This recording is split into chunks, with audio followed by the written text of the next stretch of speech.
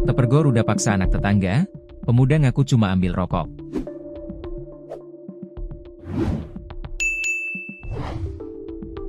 Pemuda berinisial M, 20, nekat meruda paksa anak tetangganya yang masih di bawah umur di Kota Bontang, Kalimantan Timur.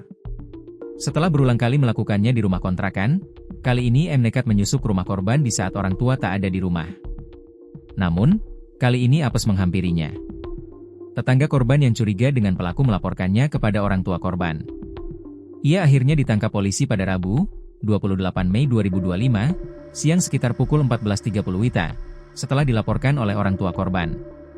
Dia ketahuan menyelinap masuk rumah korban melalui pintu belakang oleh tetangga pada Minggu, 25 Mei 2025, lalu.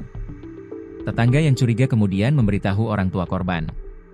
Orang tua korban sempat pulang dari tempat kerja dan mendapati pelaku baru keluar dari rumah, ujar Kasat Reskrim Polres Bontang, AKP Hari Supranoto, saat dikonfirmasi, Kamis, 29 Mei 2025. Saat itu, M sempat berkilah hanya ingin mengambil rokok elektrik yang dititipkan kepada korban. Namun, orang tua korban tak percaya dan langsung membawa keduanya ke polisi.